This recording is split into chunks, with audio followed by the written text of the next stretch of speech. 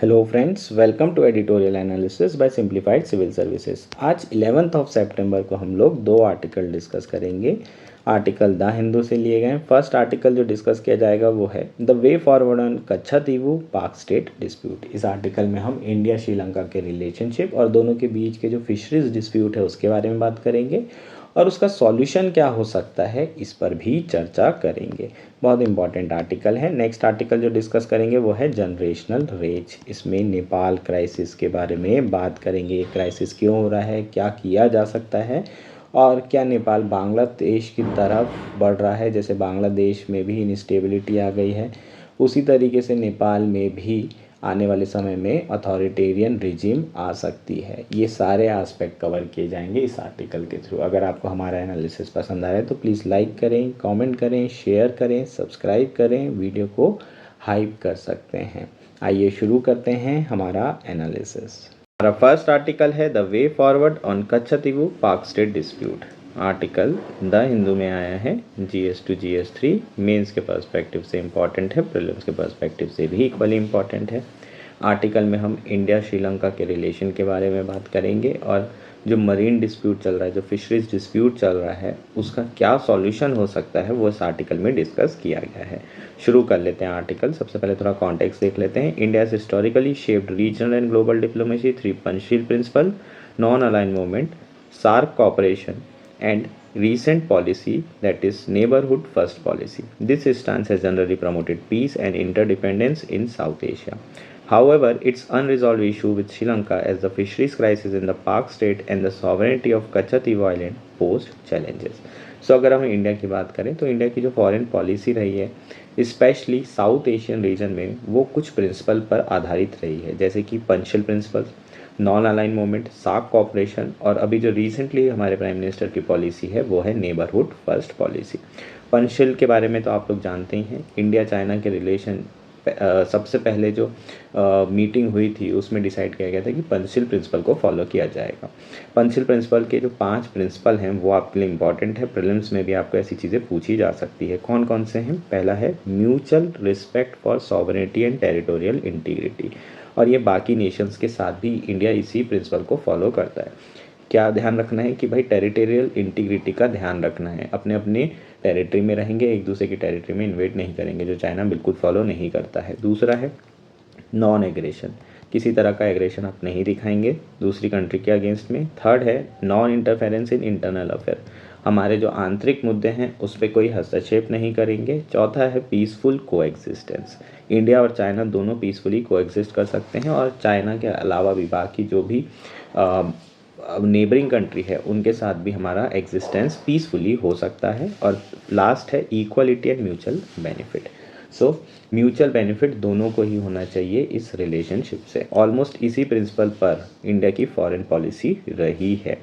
लेकिन एक डिस्प्यूट है इंडिया और श्रीलंका के बीच में जो अभी तक रिजॉल्व नहीं हुआ है, वो है फिशरीज क्राइसिस, और ये एक बहुत बड़ा चैलेंज है दोनों की रिलेशनशिप के लिए।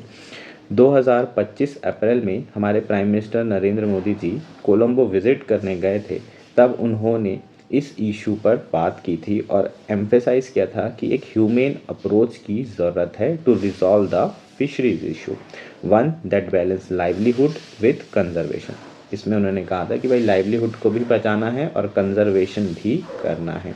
The vision can succeed only if India and Sri Lanka address ecological imperatives and historical grievances in the spirit of cooperation. So ये जो विजन है तभी सक्सेसफुल हो सकता है जब इकोलॉजिकल कंजर्वेशन पर फोकस किया जाए और जो हिस्टोरिकल ग्रीवियंसेस हैं, जो हिस्टोरिकल इश्यूज़ हैं, उसे रिजॉल्व किए जाए इन द स्पिरिट ऑफ कॉपरेशन।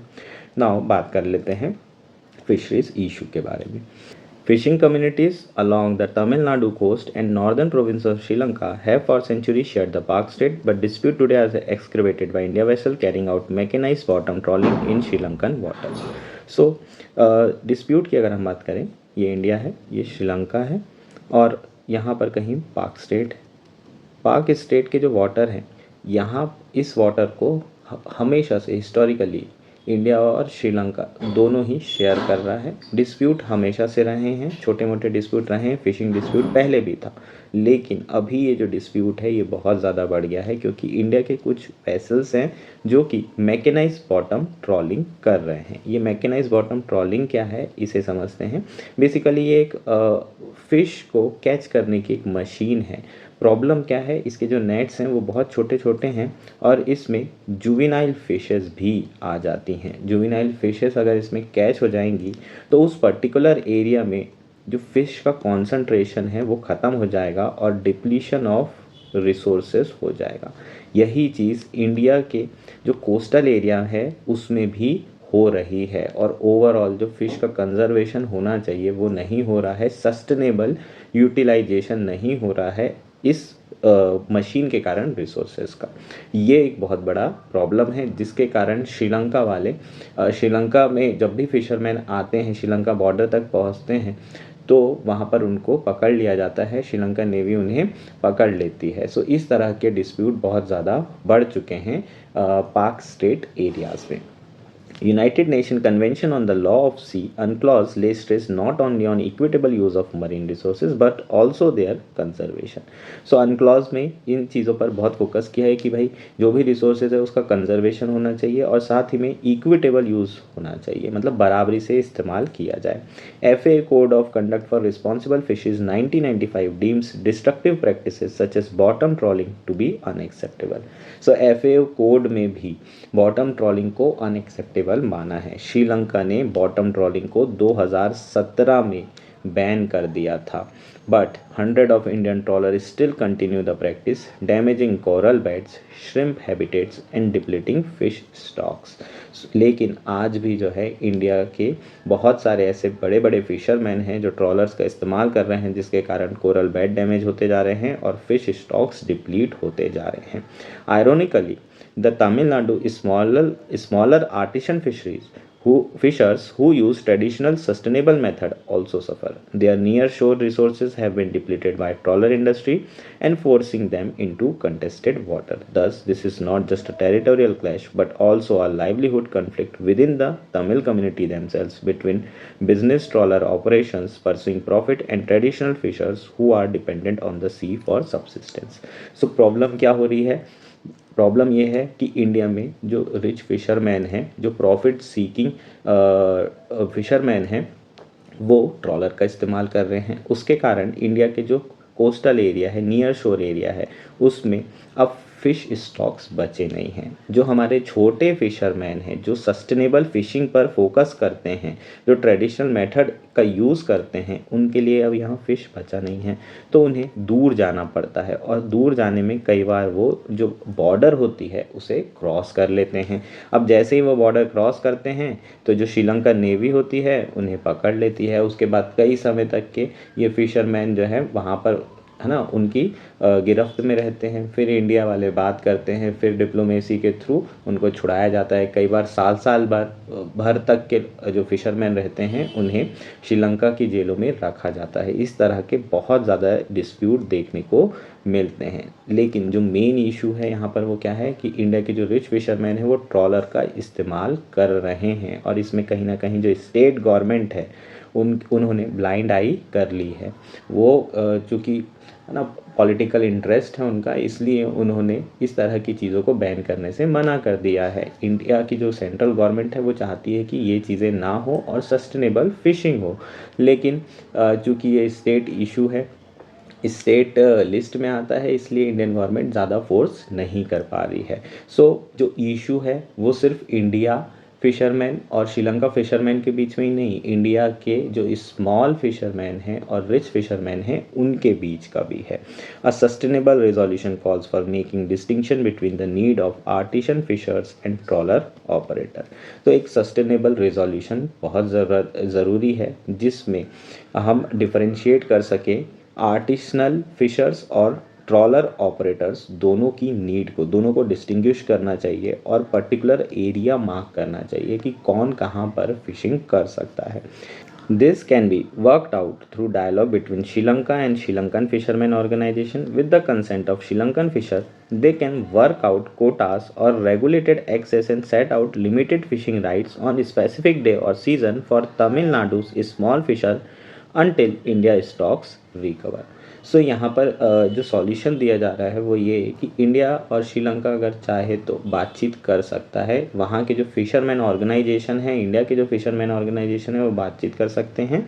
और जो पाक स्ट्रेट के आसपास का एरिया है वहाँ पर इंडिया के फिशरमैन, स्पेशली जो आर्टिसनल फिशरमैन है, जो छोटे फिशरमैन हैं, वो वहाँ पर आकर फ़िश को कैच कर सकते हैं। स्पेसिफिक डेज या फिर सीज़न डिसाइड किया जा सकता है।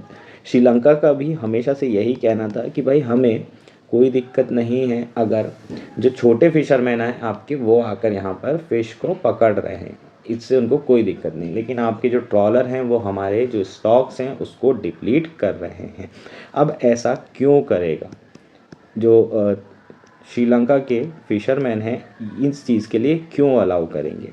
ये इसलिए भी अलाउ कर सकते हैं क्योंकि इंडिया और जो इंडिया के जो तमिल्स हैं और नॉर्दर्न श्रीलंका के जो तमिल्स हैं, जो फिशरमैन हैं, उनमें हमेशा से अच्छे रिलेशन रहे हैं, पहली चीज़। दूसरा, उस वक्त जब श्रीलंका में वॉर चल रही थी और बहुत सारे जो श्रीलंकन तमिल्स थे वो तमिलनाडु में आकर उन्होंने असाइलम मांगा था, तो इंडिया ने उन्हें असाइलम दिया था। प्रॉपर कैंप्स बनाए गए थे जहाँ पर उनको रखा गया था, उन्हें सारा असिस्टेंट प्रोवाइड किया गया था। सो फिशरमैन इशू के अलावा अगर हम देखें तो दोनों कम्युनिटी के जो रिलेशन है वो बहुत अच्छे हैं, इसलिए जो तमिलनाडु के फिशरमैन हैं वो ऑन बोर्ड हो सकते हैं इस पर्टिकुलर इशू के लिए कि हाँ ठीक है, आप जो छोटे फिशरमैन हैं आप कुछ हफ्ते या कुछ दिन आकर के फ़िशिंग कर सकते हैं। इस तरह का कॉम्प्रोमाइज़ किया जा सकता है। नाउ अब बात कर लेते हैं कच्छातीवु कन्फ्लिक्ट की और डिस्प्यूट की।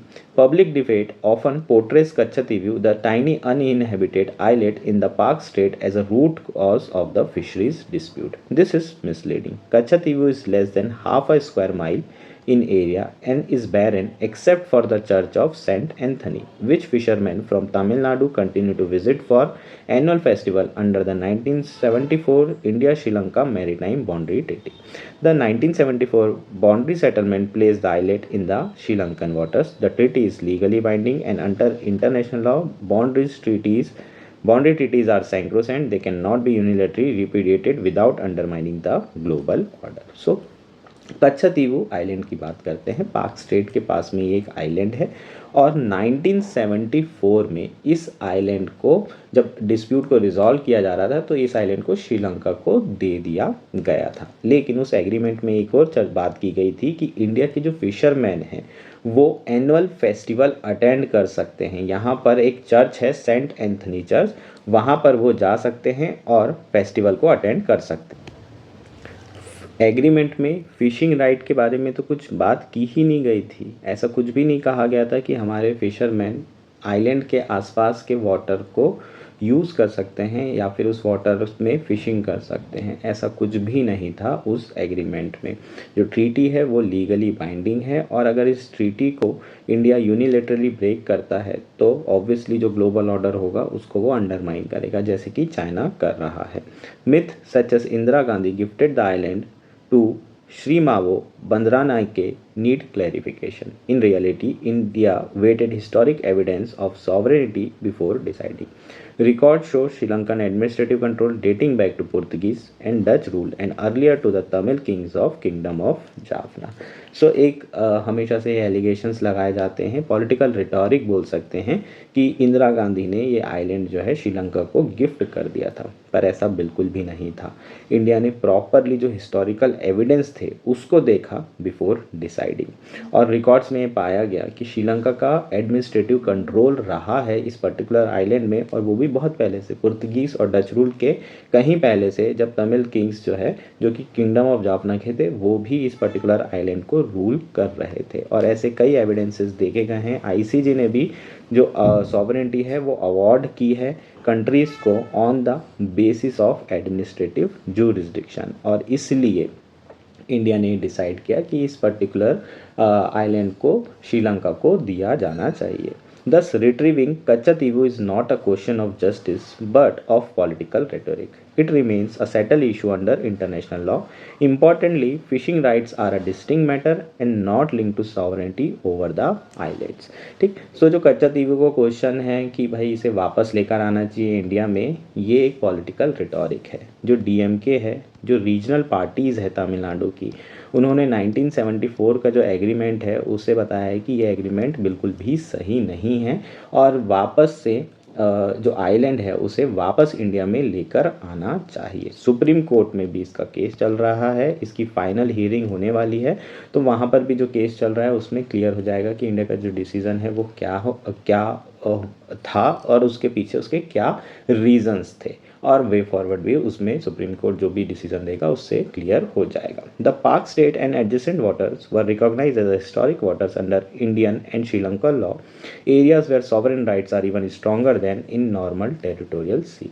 जो पाक स्टेट और उसके आसपास का जो वाटर है वो हिस्टोरिकल वाटर रिकॉग्नाइज किया गया है इंडियन गवर्नमेंट के द्वारा और श्रीलंकन गवर्नमेंट के द्वारा। जो नॉर्मल टेरिटोरियल सी है उससे कहीं ज़्यादा स्ट्रॉन्गर यहाँ पर सॉवरेन राइट्स है। इसका मतलब क्या है, इस लाइन का मतलब ये है कि इन टेरिटोरियल वाटर पे ना ही आप राइट ऑफ इनोसेंट पैसेज मिलेगा लोगों को, और ना ही यहाँ पर कोई थर्ड स्टेट फिशिंग कर सकता है without explicit consent of both the state और both the countries. The UNCLOS Article 123 encourages cooperation in semi-enclosed seas such as Pak Bay and Gulf of Mannar. Here, joint resource management is not just ideal but mandatory. So, जो हम लोग बात कह रहे हैं कि दोनों कंट्री के जो फिशरमैन ऑर्गेनाइजेशन है उनमें कॉपरेशन होना चाहिए, और ये सेमी एंक्लोज्ड सी है गल्फ ऑफ मन्नार और पाक बे, इसमें कॉपरेशन करना ज़रूरी है और मैरीटाइम रिसोर्सेज को इक्विटेबली शेयर करना ज़रूरी है। ये ना इस पर्टिकुलर केस में आइडल तो है ही और मैंडेटरी भी है, जो कि अनक्लॉस के आर्टिकल 123 में भी एनकरेज किया गया है। इसी तरह का जो मॉडल है वो बाल्टिक सी फिशरीज कन्वेंशन में भी हमें देखने को मिलता है, जहाँ लतविया, Poland and European union quotas को शेयर कर रहे थे कि आपका पर्टिकुलर ये एरिया होगा, ये दिन पर आप जाकर वहाँ पर फिशिंग कर सकते हैं, सो दैट कि जो रिसोर्सेज हैं उसे कंजर्व किया जा सके। क्या होता है, जो कॉमन रिसोर्सेज होते हैं उसमें डिप्लीशन ऑफ रिसोर्सेज होने के चांसेस बहुत ज़्यादा होते हैं। ऐसा क्यों होता है, क्योंकि मान लीजिए अगर कोई कम्युनिटी पॉन्ड है या कम्युनिटी लेक है तो वो किसी का नहीं है, कम्युनिटी का है, तो कोई भी पर्टिकुलर पर्सन क्या सोचेगा कि भाई मैं जाता हूँ फटाफट, मैं अपने लिए फ़िश जितनी हो सकती है उसको कैच कर लेता हूँ और निकल जाता हूँ। ऐसा हर पर्सन सोचेगा और ऐसे में कंजर्वेशन नहीं हो पाएगा। इसको हम इकोनॉमिक्स में टायरनी ऑफ कॉमन्स भी बोलते हैं।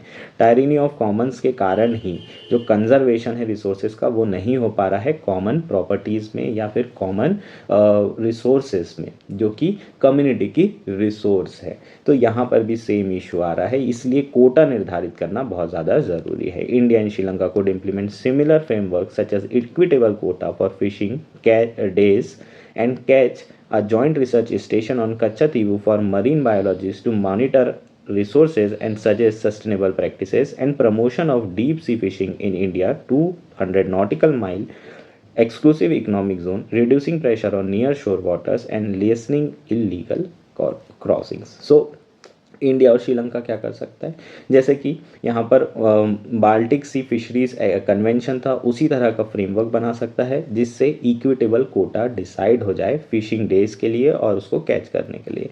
दूसरा, एक जॉइंट रिसर्च स्टेशन बनाया जा सकता है कच्चातीवू में, जो कि मरीन बायोलॉजिस्ट के लिए रहेगा। वो रिसोर्सेज को मॉनिटर कर सकते हैं और सस्टेनेबल प्रैक्टिसेस सजेस्ट कर पाएंगे।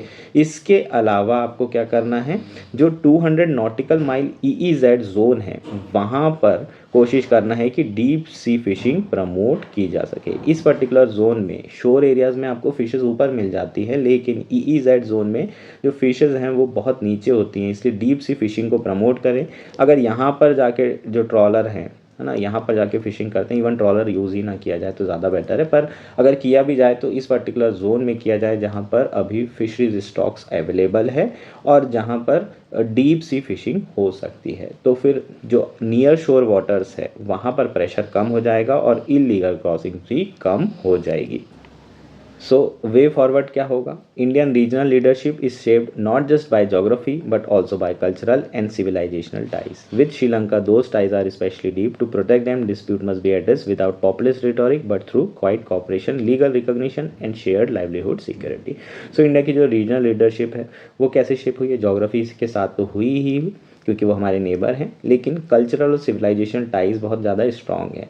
और अगर श्रीलंका की बात करें तो उनके साथ भी हमारे रिलेशन बहुत ज़्यादा डीप हैं। तो हमें ये डिस्प्यूट को ख़त्म करने की ज़रूरत है और इसे पॉपुलिस्ट रेटोरिक की जगह क्वाइट कॉपरेशन, लीगल रिकॉग्निशन और लाइवलीहुड सिक्योरिटी को शेयर करते हुए इसे ख़त्म करने की ज़रूरत है। इसे मल्टीपल लेवल में ख़त्म किया जा सकता है, मल्टीपल लेवल कॉपरेशन के थ्रू ख़त्म किया जा सकता है। सबसे पहले गवर्नमेंट टू गवर्नमेंट टॉक्स हो जाए, इसके बाद जो प्रोविंशियल एंगेजमेंट है, तमिलनाडु गवर्नमेंट और श्रीलंका का जो नॉर्दर्न प्रोविंशियल काउंसिल है उसमें बात हो, कम्युनिटी डायलॉग हो, पीपल टू पीपल कनेक्ट जो है बढ़ाया जा सके। जो नॉर्थ श्रीलंका के तमिल हैं और इंडिया के जो तमिल्स हैं उनमें कॉपरेशन होगा तो थोड़े बहुत एम्पैथी जागेगी, एक दूसरे के लिए कंपैशन जागेगा और जो मीडिया डिस्टॉर्शन है उसको ओवरकम किया जा सकेगा। जो पॉपुलिस्ट मूव की बात की जा रही है उसको कम किया जा सकेगा।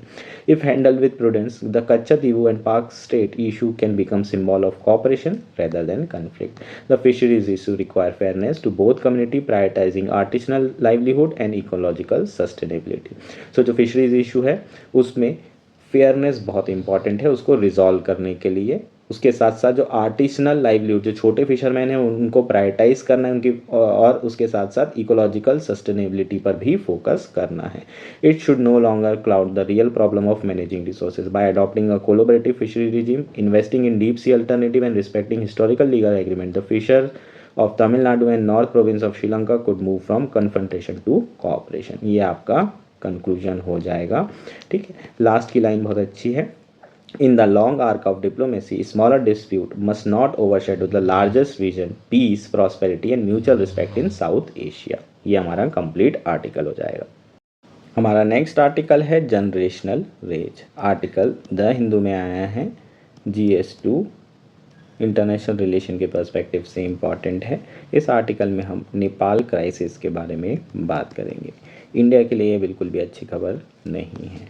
बांग्लादेश जा चुका है, बांग्लादेश में भी क्राइसिस चल रहा है। म्यांमार में हमेशा से इशू चल रहा है, कूप हो गया है। श्रीलंका के साथ इंडिया का डिस्प्यूट चल ही रहा है। पाकिस्तान से हमारे कोई संबंध न थे और ना हो पाएंगे। इसके अलावा जो मालदीव्स है वहाँ पर भी एंटी इंडिया गवर्नमेंट देखने को मिल रही है। सो ओवरऑल अगर आप देखें तो जो रीजनल स्टेबिलिटी है वो साउथ एशियन रीजन में कहीं से कहीं तक दिखाई नहीं दे रही है और सारे जगह पर कुछ ना कुछ पॉलिटिकल क्राइसिस देखने को मिल रहा है और सिविल वॉर देखने को मिल रही है। अगर ये कंट्री स्टेबल नहीं रहेगी तो इंडिया के लिए बहुत ज़्यादा दिक्कत हो सकती है, क्योंकि ओवरऑल जो रीजन हो जाएगा वो वोलेटाइल हो जाएगा। और इंडिया क्या चाहता है? रीजन में स्टेबिलिटी, पीस। अगर स्टेबिलिटी, पीस रहेगा तो इकोनॉमिक एडवांसमेंट हो पाएगा। अगर पीस ही नहीं रहेगा तो इकोनॉमिक एडवांसमेंट नहीं होगा और इंडिया की जो ग्रोथ है उसको भी यहाँ पर धक्का लग सकता है। नाउ आर्टिकल शुरू कर लेते हैं। क्या हुआ है नेपाल में उसको समझते हैं। The upheaval that swept Nepal on Tuesday with protesters torching parliament, Supreme Court, political residences and the media offices while releasing prisoners cannot be dismissed as a natural reaction to the previous day crackdown that killed 19 young demonstrators. So बहुत सारे जो बच्चे थे, जो Gen Z generation के बच्चे थे, वो प्रोटेस्ट कर रहे थे, डिमॉन्स्ट्रेशन कर रहे थे अगेंस्ट द गवर्नमेंट, और उसी प्रोटेस्ट को क्रैकडाउन करने के चक्कर में 19 बच्चों की जान चले गई। उसके नेक्स्ट डे लोगों ने वॉयलेंटली बिहेव किया और पार्लियामेंट, सुप्रीम कोर्ट और जो पॉलिटिकल रेसिडेंसेस थे, मीडिया ऑफिसेस थे, उसमें आग लगा दी। अब पूरा नेपाल जल रहा है।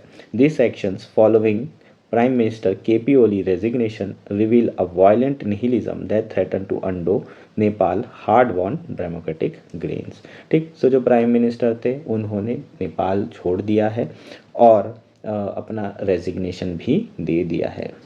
इवन ये तक रिपोर्ट आ रही है कि जो 5 बार पीएम रह चुके हैं, पीएम द्योबा, उनकी वाइफ को भी रेसिडेंस के साथ जला दिया गया है। इस तरह की न्यूज़ आ रही है और जो कि बहुत ज़्यादा चिंताजनक है, क्योंकि नेपाल बड़ी मुश्किल से तो डेमोक्रेटिक कंट्री बना था 2005 में और बताया था कि अब जो है नया नेपाल बनाया जाएगा, लेकिन उसके बाद कई साल तक के कॉन्स्टिट्यूएंट असेंबली से कॉन्स्टिट्यूशन नहीं बना। 2-3 बार तो कॉन्स्टिट्यूशन बनाया गया, उसके बाद पॉलिटिकल इनस्टेबिलिटी रही और इन सारी चीज़ों के कारण ओवरऑल जो इकोनॉमिक डेवलपमेंट होना चाहिए था वो नहीं हो पाया। The gen Z protest were born out of frustration with Nepal chronic political dysfunction. Less than 2 decades after the triumphant Jan Andolan 2 of 2005 overthrew absolute monarchy and promised a Naya Nepal, the political establishment has delivered only instability and self-serving governance. Since 1990, Nepal has cycled through 13 heads of government across 30 tenure. The mainstream leader Nepali Congress, CPN UML and CPN Moist Center have prioritized unethical alliances over electoral mandates. So जो जन आंदोलन हुआ था 2005 में, जिसमें monarchy को ख़त्म किया गया था और डेमोक्रेसी इस्टेब्लिश की गई थी, उसमें बात की थी कि नया नेपाल बनाया जाएगा। लेकिन जितने भी पॉलिटिकल इस्टेब्लिशमेंट आए लगभग 1990 से टोटल 13 लीडर्स जो है यहाँ पर लीड किए हैं और उनके अलग अलग टेन्योर रहे हैं। मतलब 30 टेन्योर्स में 13 लीडर ने बार बार जो है वो प्राइम मिनिस्टर रहे हैं। सो बहुत ज़्यादा पॉलिटिकल इंस्टेबिलिटी यहाँ रही है और उनने गवर्नेंस के नाम पे सिर्फ अपने आप को सर्व किया है, लोगों को सर्व नहीं किया है। सो ओवरऑल अगर देखें तो जो जन आंदोलन 2 के प्रोमिसेस थे उस पर कोई भी काम नहीं किया गया और अपने पर्सनल इंटरेस्ट को ही यहाँ पर जो पार्टीज़ हैं उन्होंने सर्व किया है। अब उसके कॉन्सिक्वेंसेस स्टार्क थे। जो इकॉनमी थी वो रेमिटेंस के भरोसे चल रही थी। बहुत ज़्यादा जो यंग लोग हैं उन्हें बाहर जाके काम करना पड़ रहा था, आउट माइग्रेशन बहुत हो गया था, अनएम्प्लॉयमेंट बहुत हाई हो गया था और जो डाइवर्सिफिकेशन होना चाहिए था, जो रिलायंस है नेपाल की इकॉनमी का, वो सिर्फ रेमिटेंस के ऊपर है, वो डाइवर्सिफिकेशन हुआ नहीं और आज भी जो है इसे लीस्ट डेवलप्ड कंट्री को माना जाता है। यूनाइटेड नेशन के हिसाब से ये लीस्ट डेवलप्ड कंट्री है। अब ये सब सारी चीज़ें हो रही हैं। इसके अलावा कुछ नए प्लेयर्स भी आ रहे हैं और उनका रेलेवेंस भी बढ़ते जा रहा है, जैसे कि राष्ट्रीय स्वतंत्र पार्टी एंड इंडिपेंडेंस, कुछ मेयर्स हैं जो कि अभी सामने आ रहे हैं और इस तरह के जो एजिटेशन है उसे सपोर्ट कर रहे हैं। लेकिन इनके साथ थोड़ी प्रॉब्लम है, इनकी जो वॉइसेस हैं वो नेपाल के लिए कंसर्न रेस करने वाली है। जो मेयर हैं काठमांडू के बलेंद्र शाह, उन्होंने रिसेंटली कहा है कि जो इलेक्टेड पार्लियामेंट है उसे डिसॉल्व करना चाहिए और इसके बाद इलेक्शन सजेस्ट किए हैं। पर जो उनका अभी तक के रेटोरिक दिखाई दे रहा है उससे ये समझ में आ रहा है कि पार्लियामेंट हटाओ और अथॉरिटेरियन जो गवर्नमेंट है उसको लेकर आने की ज़्यादा ज़रूरत है। अगर इस तरह की चीज़ें होती है तो नेपाल के लिए इन द लॉन्ग रन और ओवरऑल रीजनल स्टेबिलिटी के लिए, इंडिया के लिए ये बहुत बड़ा खतरा हो सकता है। बांग्लादेश की बात कर लें, जो रीसेंट एग्जांपल हैं, वहाँ पर भी डेमोक्रेटिक बैकसाइडिंग देखने को मिली है और इसी तरह की टेल देखने को मिली। वहाँ पर ऐसा नहीं हो रहा है कि अब डेमोक्रेसी वापस इस्टेब्लिश कर दी गई है, वहाँ पर भी अब अथॉरिटेरियन रूल देखने को मिल रहा है। Nepal must not mistake the destruction of state and civil society institution to be democratic renewal. ना तो नेपाल को ये गलती नहीं करना चाहिए कि हम स्टेट का डिस्ट्रक्शन कर देंगे, गवर्नमेंट हटा देंगे, सिविल सोसाइटी ख़त्म कर देंगे तो डेमोक्रेटिक रिन्यूअल हो जाएगा। The crisis demand stabilization and long term constitutional reform that fulfil promises made before the constitution assembly process. जो क्राइसिस है सबसे पहले तो उसमें उसे ख़त्म करना चाहिए, स्टेबलाइजेशन की ज़रूरत है और लॉन्ग टर्म कॉन्स्टिट्यूशनल रिफॉर्म करना चाहिए जो कि पहले ही हो जाने चाहिए थे, but which were diluted by the time the constitution were written, है ना। जो रिफॉर्म उसी समय हो जाने चाहिए थे जब कॉन्स्टिट्यूशन लिखा जा रहा था, लेकिन उसे लिखते वक्त डाइल्यूट कर दिया गया। वो सारे रिफॉर्म्स अभी लेकर आना पड़ेगा। A presidential system with direct election and accountable to an elected parliament could break the cycle of instability. So यहाँ पर presidential system को लाया जा सकता है, जहाँ पर presidential system के थ्रू जो head of the state है वो elect हो जाएंगे और ये accountable रहेंगे पार्लियामेंट के लिए, जैसे यूएस में होता है उसी तरह का सिस्टम यहाँ पर लाया जा सकता है, उससे पॉलिटिकल इंस्टेबिलिटी ख़त्म हो सकती है। But constitution reform means nothing without immediate peace, लेकिन इमीडिएट जो शांति है वो ज़रूरी है, अदरवाइज कॉन्स्टिट्यूशन रिफॉर्म हो ही नहीं पाएगा। नेपाल आर्मी को स्टेप फॉरवर्ड करना ज़रूरी है, लेकिन उन्हें कोशिश करना चाहिए कि वो अपना रूल इस्टेब्लिश ना कर ले, रेदर कि जो डेमोक्रेटिक एक्टर्स हैं उनको सपोर्ट करे और दोबारा से डेमोक्रेसी को इस्टेब्लिश किया जाए। ये हमारा कंप्लीट आर्टिकल है। होपफुली ये आर्टिकल आपको पूरी तरीके से क्लियर हो गया होगा।